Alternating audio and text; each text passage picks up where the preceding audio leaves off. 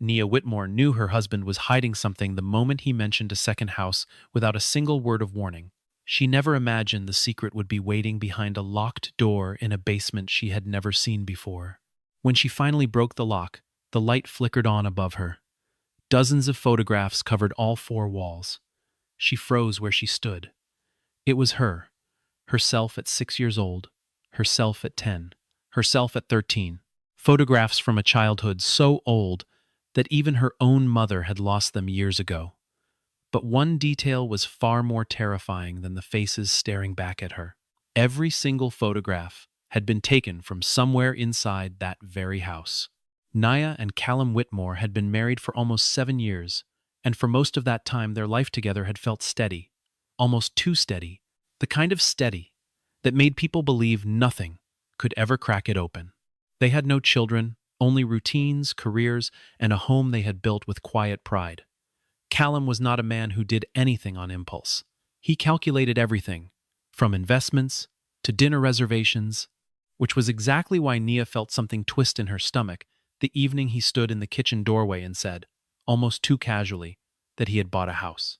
At first, she thought he meant another rental property, another line item in his growing portfolio of real estate deals. But Callum shook his head and told her this one was different. This one was a house to live in. Nia set down the glass in her hand and stared at him. They already had a house, a beautiful one. There was no reason on earth to buy a second, and certainly no reason to do it without telling her first. When she asked why, Callum only handed her a slip of paper with an address written on it, his eyes sliding away from hers as though the answer embarrassed him. The address belonged to a quiet, aging neighborhood, nearly an hour outside the city, the kind of street lined with oak trees and houses built long before either of them was born. Nia asked him directly why he had chosen that particular place out of every property in every part of the state. Callum's answer came slowly, almost rehearsed. He said he thought she would like it there. It was not an answer at all, and both of them seemed to know it, yet neither pushed the conversation any further that night. The next morning they drove out together, the silence between them heavier than either wanted to admit. As soon as Nia stepped through the old iron gate, a strange sensation crawled up her spine, something she could not name and did not expect. The house did not simply look old. It felt familiar in a way that unsettled her. Not the familiarity of something remembered, but the familiarity of something the body recognizes before the mind does, as if her feet already knew the exact number of steps to the porch. Near the end of their walk through the empty rooms, Nia noticed a small crescent-shaped scratch carved into the wooden banister of the staircase, faint but deliberate. Without thinking, she reached out and touched it. A flicker of memory surfaced, hazy and fast, gone before she could hold on to it. A child, a staircase, a woman crying somewhere out of sight. She pulled her hand back sharply, her pulse hammering, and turned to find Callum standing behind her, watching her with an expression she had never seen on his face before.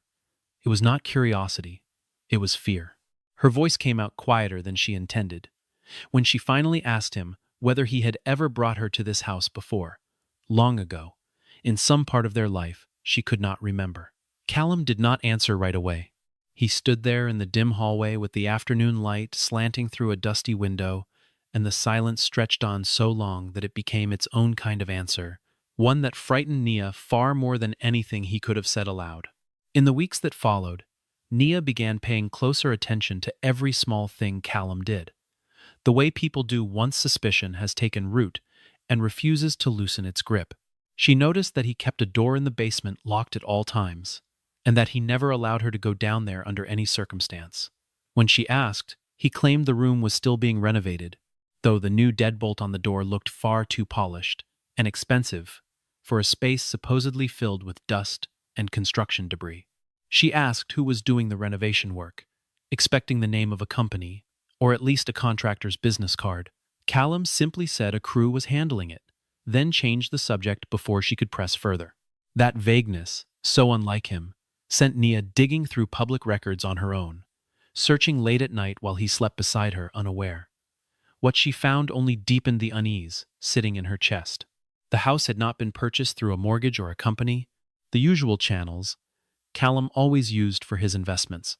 He had paid for it entirely in cash, quietly, without leaving the kind of paper trail he normally left behind. Stranger still was the timing. The purchase had closed exactly 3 weeks before their wedding anniversary, a date Callum never forgot and never treated lightly. When Nia pulled the property history further back, she found the name of the previous owner listed in faded municipal records, and the sight of it made her stomach drop. Odessa Bell. It was a name Nia had seen once before, written in her mother's careful handwriting inside an old notebook she had kept locked away for years, a name attached to a warning Nia had never fully understood. Her mother, gone for over a decade now, had once told her, almost in passing during a conversation Nia barely remembered, that if she ever crossed paths with a woman named Odessa, she should never trust her. At the time, it had sounded like nothing more than an old grudge, the kind of offhand caution people forget by morning. Now it felt like a door creaking open onto something much larger. Nia found a phone number attached to the name and dialed it before she could talk herself out of it. An elderly woman's voice answered, cautious and slow. Nia gave her name, and for a long moment there was nothing on the other end but breathing. When Odessa finally spoke again, her question was sharp and immediate, asking whether Nia was currently standing inside that house. Nia did not answer. She did not need to.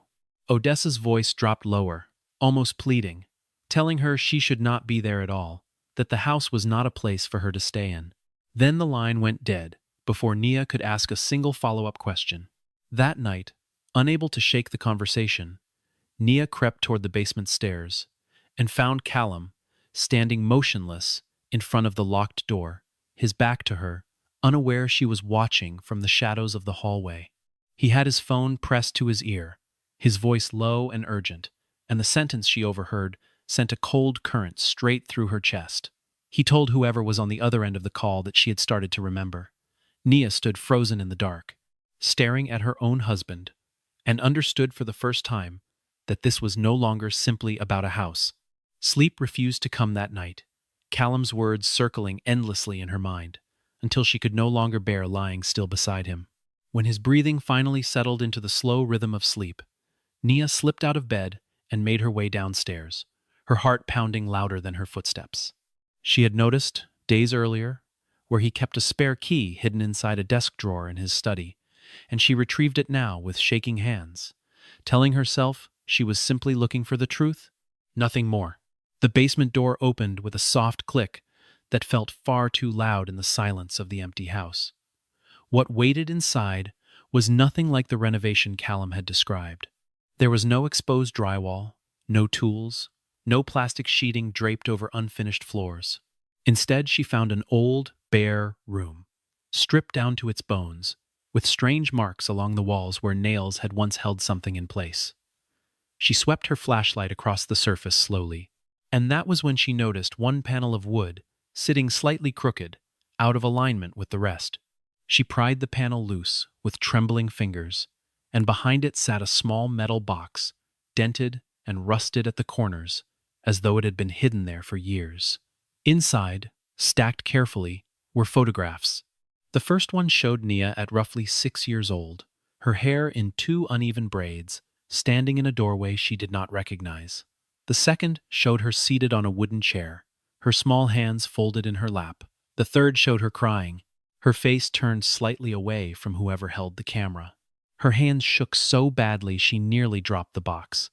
She forced herself to keep going, flipping through photograph after photograph, dozens of them, each one capturing some version of herself she had no memory of. Some had been taken in what looked like a backyard, others in a living room, still others in a narrow hallway lined with framed pictures she did not recognize. But the detail that made her blood run cold was the angle. These were not photographs taken from a distance, through a window, or from across a street. They had clearly been taken from somewhere inside this exact house. She lifted one photograph closer to the flashlight and recognized, with a jolt that stole the breath from her lungs, the dress she was wearing in the image. It was a small yellow dress with a torn hem, one her mother had once told her had simply vanished after a night she never fully explained. A night Nia had always assumed belonged to some ordinary, forgettable mishap of childhood. Standing there in the cold basement, She understood now that the disappearance of that dress had never been ordinary at all. Her breathing grew shallow as she dug further into the box and found, tucked beneath the last layer of photographs, an old cassette recorder, its casing scratched and yellowed with age. Her fingers found the play button almost on their own. A voice crackled to life in the silence. And it took Nia only a second to recognize it as her mother's, younger than she had ever heard it, tight with something close to panic. "If Nia ever finds these photographs," the recording began, before dissolving into static that swallowed the next several words whole. When the static cleared, one final sentence emerged from the speaker, low and deliberate, as though her mother had chosen every word with great care. "The child is not allowed to remember." Nia stood motionless in the dark, the recorder still clutched in her hand, the words repeating themselves over and over in her skull until they lost all meaning and became only sound. She did not hear the footsteps on the staircase above her, did not register the shift in the air, until the basement door slammed shut with a force that echoed through the empty room and left her standing alone in near total darkness. When the door opened again moments later, Callum stood framed in the doorway, no longer wearing the calm, composed expression she had grown used to over 7 years of marriage. His face had gone pale, his jaw tight, his eyes locked on the box in her hands. He did not shout. He did not move toward her.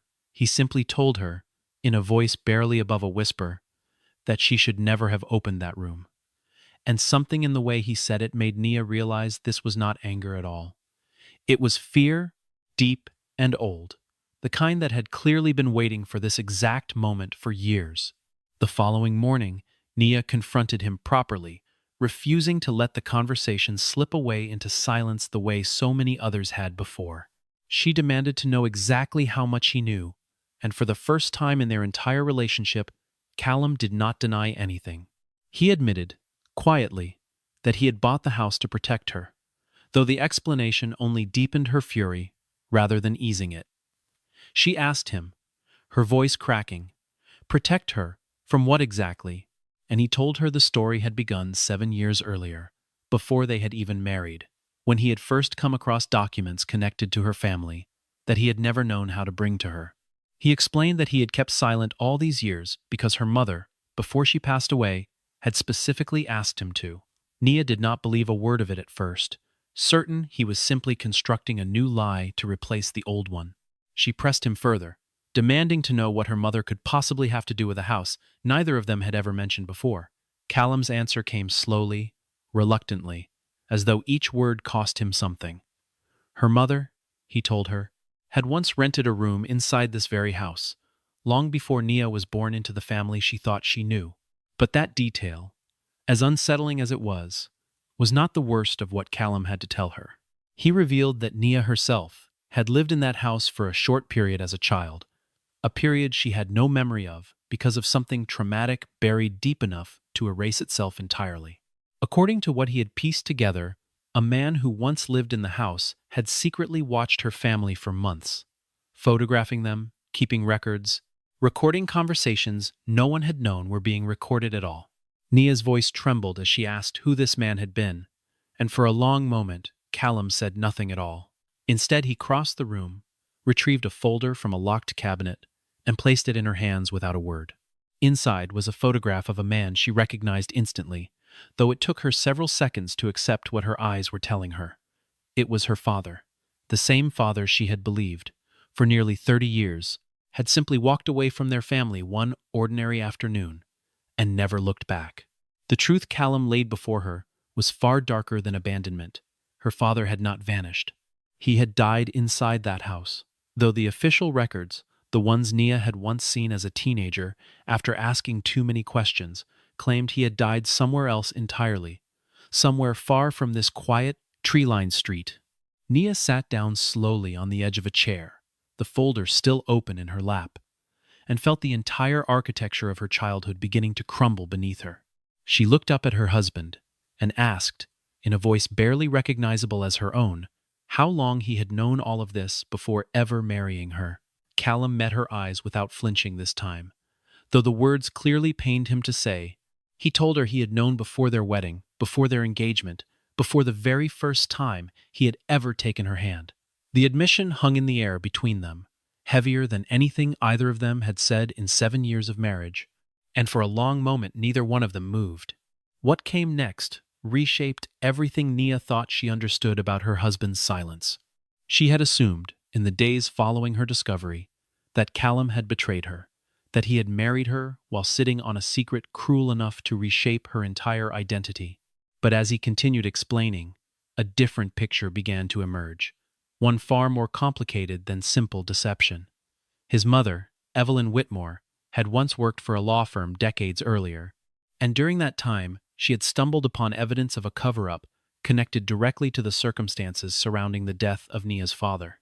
Evelyn had kept a copy of that evidence hidden for the rest of her life, never speaking of it to anyone, not even to her own son, until after her death, when Callum discovered it tucked inside a box of old files while clearing out her house. It was only then that he began piecing together the truth, following threads that led him back to the very neighborhood where Nia had spent a fragment of her early childhood, a neighborhood she had no conscious memory of at all. As his investigation deepened, Callum learned that Nia's father had not been the only person under surveillance inside that house. Her mother had been watched as well, her every movement documented alongside her daughter's, the photographs curated deliberately, methodically, as though building towards some future purpose no one could yet explain. When Callum discovered that the current owner of the property planned to demolish the basement entirely as part of a renovation, he made the decision, almost instinctively, to buy the house first, terrified that whatever evidence remained inside those walls would be lost forever. Even understanding his intentions, Nia struggled to forgive the years of silence that had followed. She looked at him across the kitchen table and asked the question that had been building inside her for days, wanting to know why, if he truly loved her, he had never simply told her the truth from the beginning. Callum's answer was quiet and unguarded, in a way she rarely saw from him. He admitted he had been afraid that the truth would take from her the only stable version of her past she had left to hold on to. Nia was not ready to accept that explanation as enough, not when it had cost her years of living inside a story that was never fully true. She told him she needed to know everything now, without exceptions, without careful edits designed to protect her. Together they decided to visit Odessa Bell in person, driving out to a small house on the edge of town where the old woman lived alone.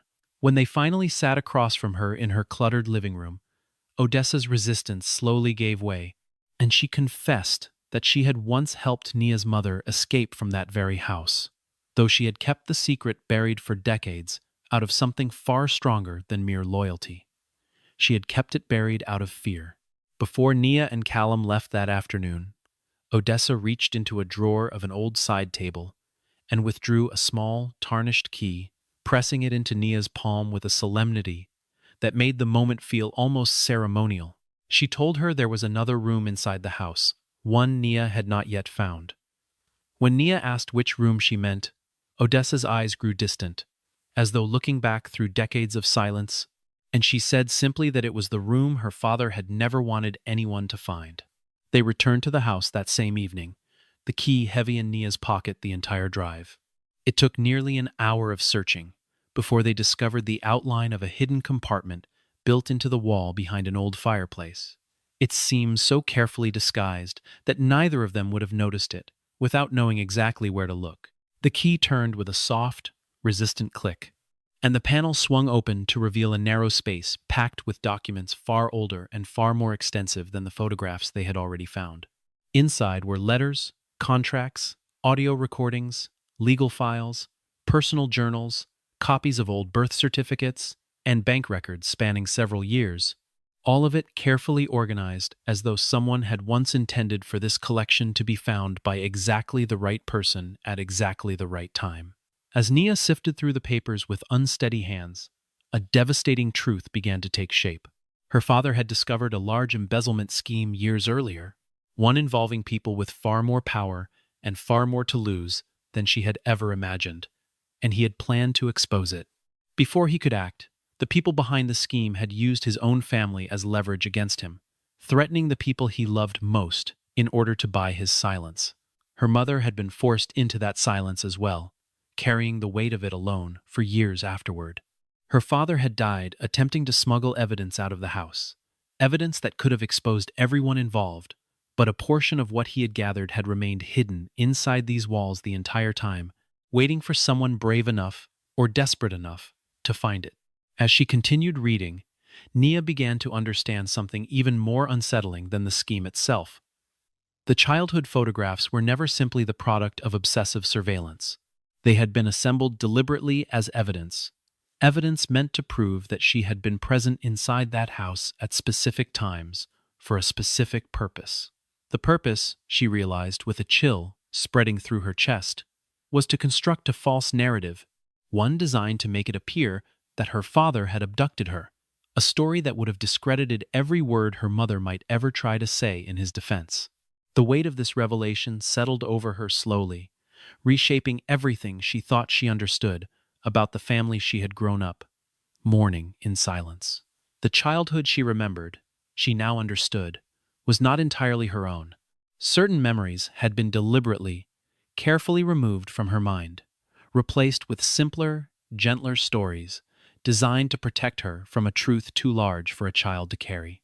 Somewhere beneath the surface of her adult life, an entire chapter of her history had been waiting in the dark for her to finally return to it.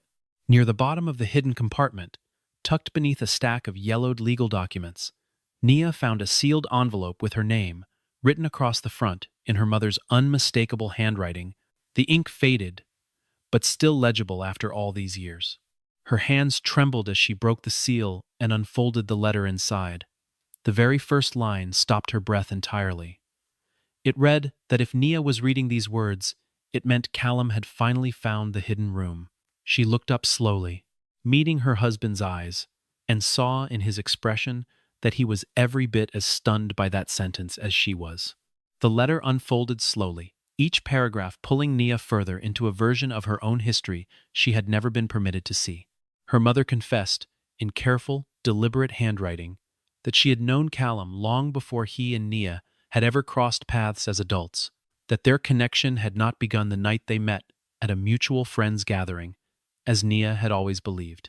Long before that evening, Callum had helped Evelyn investigate the very case that had destroyed their family, and somewhere in that process, Nia's mother had come to know him, quietly, from a distance, without ever telling her daughter. According to the letter, her mother had watched Callum for years before Nia ever noticed him, studying his character, his patience, the steadiness beneath his careful exterior, and had come to believe he was the one person capable of protecting her daughter if the truth ever resurfaced. Yet she had deliberately chosen not to tell Nia any of this, afraid that carrying such knowledge would leave her daughter trapped in permanent fear rather than free to build an ordinary life. It was, in her mother's own words, an act of love disguised as silence, a decision she had wrestled with until the very end. The letter went on to explain something Nia had never allowed herself to fully examine, the hazy, fragmented memory that had surfaced the moment she touched the crescent-shaped scratch on the staircase banister. Her mother confirmed that Nia had, in fact, been inside the house on the night her father died, close enough to hear the argument that had unfolded just beyond a closed door. Before anything worse could happen, her mother had pulled her out of the house and into the night, and in the months that followed, had carefully reshaped Nia's memory of that period, replacing the truth with the simpler, softer story that her father had simply chosen to leave. Reading those words, Nia felt something break open inside her chest, though not for the reason she expected. It was not grief over her father's death that undid her in that moment. It was the realization that she had spent nearly 3 decades believing she had not been important enough for him to stay, carrying that quiet wound through every relationship, every doubt, every moment of feeling unworthy of being chosen. Tears blurred her vision as the full shape of that lifelong misunderstanding finally came into focus. Callum stepped forward and wrapped his arms around her without a word, but Nia pushed him away almost immediately, the anger resurfacing faster than the grief could settle. She told him, her voice sharp and unsteady, that he had known, that he had always known at least part of this, and had allowed her to keep living inside a story built on lies regardless. Callum did not argue. He simply admitted it was true, his shoulders sinking under the weight of the confession, and in that moment their marriage reached its lowest point, 7 years of trust, suddenly balanced on the edge of collapse. Naya turned and walked toward the front door without looking back, needing distance, more than she needed answers in that instant. The letter still clutched tightly in her hand. Just as she reached the threshold, Callum's voice stopped her, quieter now, almost afraid of its own words. He told her there was one more thing he had not yet told her, something he had been avoiding for longer than she could imagine. Slowly, Naya turned around, and Callum crossed the room to hand her one final folder, the last of the secrets he had been carrying alone. The name printed across the top of the first page made the air catch in her throat entirely. Evelyn Whitmore. The documents revealed that Callum's own mother had known far more about the case than she had ever admitted to her son while she was alive. Evelyn had not directly caused Nia's father's death, but years earlier, under pressure Nia could only imagine, she had signed a document that helped bury the truth surrounding it, protecting the very people responsible for what had happened. She had done so because she herself had been threatened, her own family used as leverage in exactly the same way Nia's had been. A chilling echo stretching across two families who would one day, unknowingly, become bound together by marriage. According to the documents, Evelyn had spent the remainder of her life trying to make amends for that single decision, quietly gathering evidence, building a case in secret, determined to correct a wrong she had never been able to speak of openly. She had died before she could finish the work, leaving behind fragments scattered across old files that only her son would eventually find. Callum had picked up where she left off. Continuing an investigation, he barely understood the full weight of when he first began, driven by a mixture of guilt, loyalty, and a growing, complicated love for the woman whose family history was tangled irreversibly with his own. Standing there with the folder trembling slightly in her hands, Nia began to understand that her marriage carried a layer of meaning she had never once suspected. Callum had not married her out of pity, nor out of some misguided sense of obligation to correct his mother's past mistakes. The love between them, she realized, had always been real, built independently of the secrets surrounding it.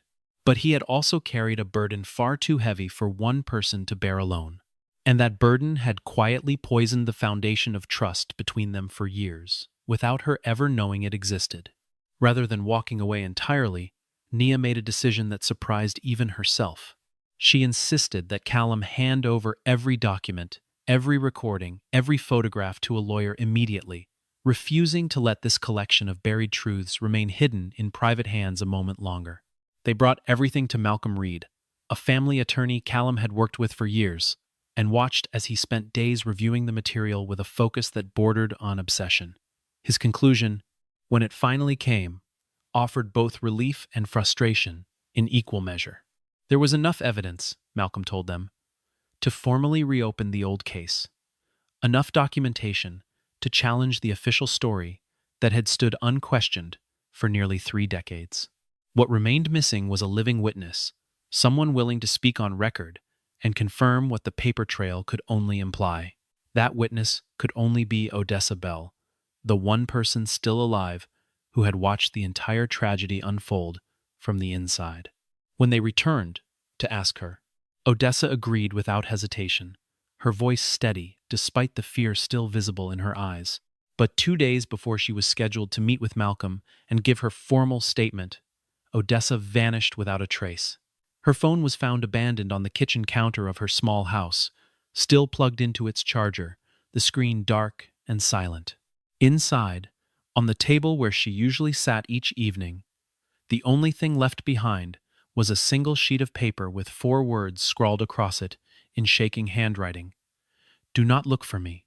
Nia stared at that note for a long time, feeling the ground shift beneath her once again, just when she had believed the worst of the danger had already passed. 2 days after Odessa disappeared, Nia's phone buzzed with a message from a number she did not recognize, the words appearing on her screen with a chill that spread instantly through her chest. The message told her simply that she had found the photographs. A second message followed only seconds later, colder and more deliberate than the first, telling her that she still did not know who had taken them. Nia stared at the screen for a long moment, her thumb hovering uselessly over the reply button, before she finally showed the messages to Callum, both of them realizing at once that whoever had been watching this family decades ago had never truly stopped. Determined to trace the origin of the photographs once and for all, Nia and Callum spent the following days combing through every document Evelyn and Nia's father had left behind, cross-referencing names, dates, and old case files until a pattern began to emerge. The photographer, it turned out, had not been Nia's father, nor her mother, nor even Odessa, as Nia had briefly and painfully suspected during her darkest moments. The images had been taken by a private investigator hired years earlier, specifically to surveil her father, a man who had died himself not long after the case originally closed. Yet the investigator's death did not end the trail entirely, because his original camera equipment had eventually made its way into a storage archive, forgotten and untouched for years, until Callum tracked it down through a series of old business records. Buried inside the digital files recovered from that equipment, Nia found something that made her stomach drop all over again. The metadata attached to several of the photographs revealed timestamps dated well after her father had already died, meaning someone had continued using that very room, that exact vantage point inside the house, long after the man originally responsible for it was gone. The realization hit Nia with a fresh wave of suspicion, one she could not fully suppress no matter how hard she tried. If the original investigator had died before these later photographs were taken, then someone else had picked up where he left off, someone with continued access to the house, someone who understood exactly how to recreate that hidden vantage point behind the basement wall. Her eyes drifted slowly toward Callum, and for one unbearable moment, she allowed herself to wonder whether her own husband had somehow been involved in continuing this decades-long surveillance of her family. She thought back over every strange detail of the past few weeks, searching for a pattern that would either confirm or dissolve her fear. The new deadbolt on the basement door, installed before she had ever asked a single question. The way he had known the exact layout of a house he claimed never to have entered before their first visit together. The ease with which he produced folder after folder, as though he had spent years preparing for this exact unraveling, rather than reacting to it in real time. None of it proved anything on its own, yet together the details formed a shape she could not fully ignore, and that shape frightened her more than any locked door ever had. Callum could not immediately offer an explanation that satisfied her, and the silence that followed felt like the most dangerous moment their marriage had faced yet, more damaging even than the original discovery in the basement. Nia found herself standing in her own kitchen, staring at a man she had shared 7 years of her life with, wondering, for the first time, whether he had continued some twisted extension of the very crime that had destroyed her family in the first place. The accusation sat unspoken between them, heavy and suffocating, until Callum finally broke the silence with a confession that reframed everything once again. He admitted, his voice low and steady, despite the tension in the room, that he had personally placed the photographs inside that basement room himself, though he had never taken a single one of them. He explained that he had done it deliberately, recreating the room as closely as he could to its original condition, hoping the environment itself might help trigger the memories Nia had lost so many years ago. It was, he admitted, a desperate and perhaps misguided attempt to help her remember the truth on her own terms, rather than having it delivered to her secondhand through documents and folders. Nia asked him quietly whether he had known she would eventually find that room on her own, and Callum's answer carried more honesty than almost anything he had said to her before. He told her he had hoped, more than anything, that she would never have to find it at all, that some part of him had wanted to protect her from ever needing to walk through that door in the first place. Standing there in the quiet kitchen, Nia finally understood the strange, contradictory shape of the love her husband had been offering her for years, a love expressed through secrecy rather than honesty, meant to shield her, but instead leaving her feeling utterly betrayed. In the days that followed, both of them began to understand that the real conflict between them was never about who had been right or wrong in isolation. It was about the way secrets, even well-intentioned ones, had slowly eroded the trust that should have held their marriage together from the very beginning. They sat across from each other late one night, the folders and photographs finally set aside, and spoke honestly for the first time in weeks about what they each needed from the other if their marriage was going to survive everything that had been uncovered. It was in the middle of that fragile, hard-won honesty that Odessa reappeared, walking calmly into Malcolm Reed's office one afternoon, as though she had never vanished at all. She explained, once the initial shock had settled, that she had not been taken or harmed in any way. She had disappeared deliberately, using herself as bait to draw out whoever was still trying to keep the old case buried, hoping the disappearance would provoke a reaction from someone who had remained hidden for decades. Her plan had worked exactly as intended, and she now carried with her the final, decisive piece of evidence the case had been missing all along. The name Odessa revealed that day struck Nia with a force she had not anticipated, even after everything else she had already learned. The person who had orchestrated the surveillance, the cover-up, and decades of carefully maintained silence was not some distant stranger, but a powerful attorney who had once represented her own family directly, a man Nia had trusted implicitly as a child, without ever understanding the danger hidden behind his polished, reassuring demeanor. The betrayal cut deep, a final confirmation that the people closest to her family's tragedy had often been the very ones working hardest to keep it buried. That evening, standing together in the fading light outside Malcolm's office, Nia turned to Callum and told him, with a certainty she had not felt in weeks, that tomorrow they would finally bring everything into the open. Callum nodded, his expression a mixture of relief and quiet dread, aware that exposing the truth would change both of their lives permanently, regardless of how necessary it had become.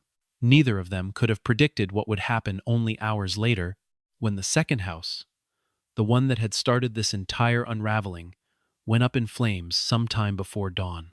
By the time the fire trucks arrived, the house was already engulfed, flames climbing through the old wooden structure, with a speed that suggested the blaze had been set deliberately, rather than sparked by accident. Fortunately, Callum had spent the previous weeks quietly duplicating every document, every recording, every photograph into secure digital files stored far from the property itself, anticipating exactly this kind of desperate, final attempt to erase the evidence once and for all. What the fire destroyed in wood and photographs, it could not destroy in the copies now safely in the hands of Malcolm Reed and the authorities he had already begun working with.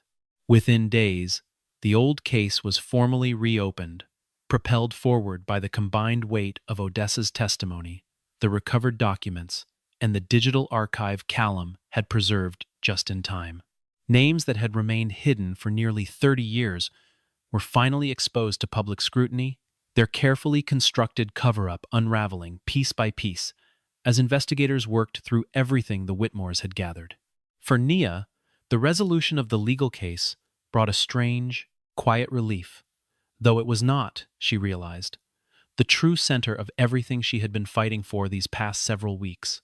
What mattered most to her now was not the punishment awaiting the people who had destroyed her family decades earlier, but the conversations still waiting to happen between herself and the man she had married.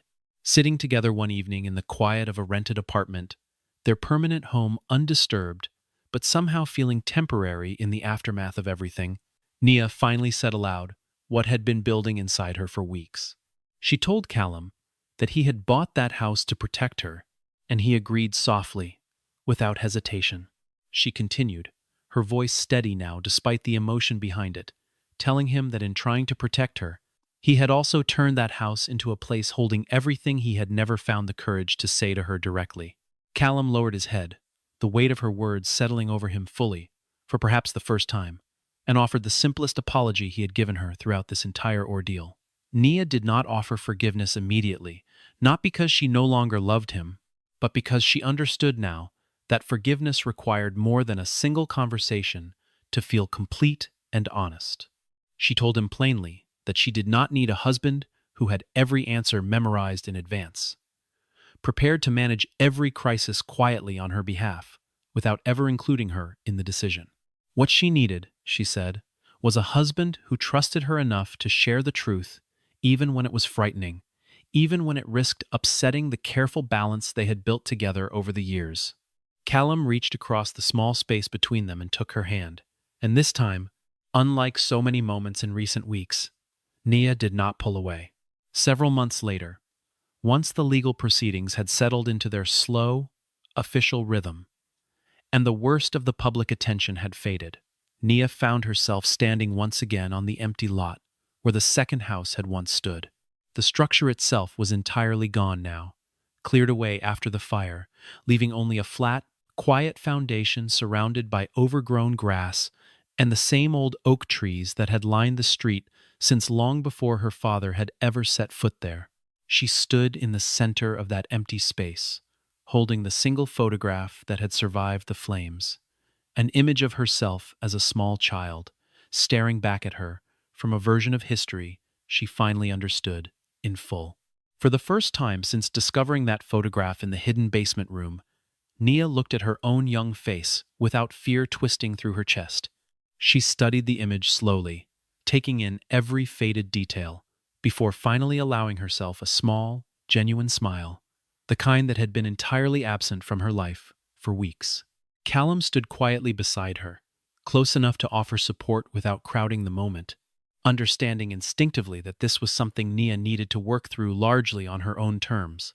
She told him softly that she had once believed the past was the single force determining exactly who she was allowed to become, a belief that had quietly shaped every insecurity and doubt she carried into adulthood. As she spoke, she tore the photograph carefully in half, the motion deliberate rather than angry, a release rather than a rejection. She told him she understood now that this belief had never been entirely true, that the past could inform a person without defining every boundary of their future. Callum asked her gently what she wanted to do next, now that the case was closed and the house was gone, and the years of silence had finally come to an end. Nia looked out across the empty lot, toward the horizon where the late afternoon sun had begun sinking behind the distant trees, and told him simply that she wanted to rebuild. She did not mean the house itself, and both of them understood that immediately, standing together in the quiet stillness of that cleared ground. She meant her own life, reconstructed now on a foundation of honesty rather than protective silence, built deliberately this time, instead of shaped by secrets she had never been given the chance to choose for herself. The camera of memory pulled back slowly from that image, Nia and Callum standing side by side on the empty foundation where a house once held decades of hidden grief inside its walls. There was no basement room left to hide behind now, no photographs pinned secretly to plaster, no locked doors separating one version of the truth from another. There remained only two people, standing quietly in the fading light, choosing deliberately to begin again on the honest terms neither of them had been brave enough to offer each other before. In the weeks that followed, Nia found herself returning again and again to that empty lot, not out of obligation, but because standing on the bare ground had become its own quiet ritual, a way of measuring how far she had traveled from the woman who once feared her own reflection in a basement mirror. She began to notice small changes in herself that she had not expected, a steadiness in her hands, a willingness to ask difficult questions without bracing for the answer to destroy her. Callum noticed those changes too, and rather than retreating into old habits of careful silence, he made a point of telling her everything now, even the smallest, most ordinary details of his day, as though rebuilding trust required practicing honesty in matters far lighter than the ones that had nearly broken them. Odessa remained a quiet presence in both their lives after the case concluded, visiting occasionally, sharing fragments of memory about Nia's parents that no document or photograph could ever fully capture, the sound of her mother's laughter, the particular way her father used to hum while working in the garden of a house long since gone. Those small human details did more to heal the wound inside Nia than any courtroom verdict ever could, restoring a warmth to her family's history that the surveillance photographs had stripped away for decades. Malcolm Reed eventually closed the legal file entirely, the guilty parties named and held accountable. But for Nia, the true resolution had never lived inside a courtroom. It lived in ordinary evenings with Callum, in conversations that no longer required locked doors or hidden compartments, in a marriage finally built on ground she trusted completely. Some doors, it seemed, existed only to be opened long enough for the past to finally be seen in full, however painful that reckoning might be. But other doors, once their purpose had been served, needed to be closed permanently, sealed away for good, so that the people standing on either side of them could finally live fully for themselves, unburdened at last by the weight of everything that had come before.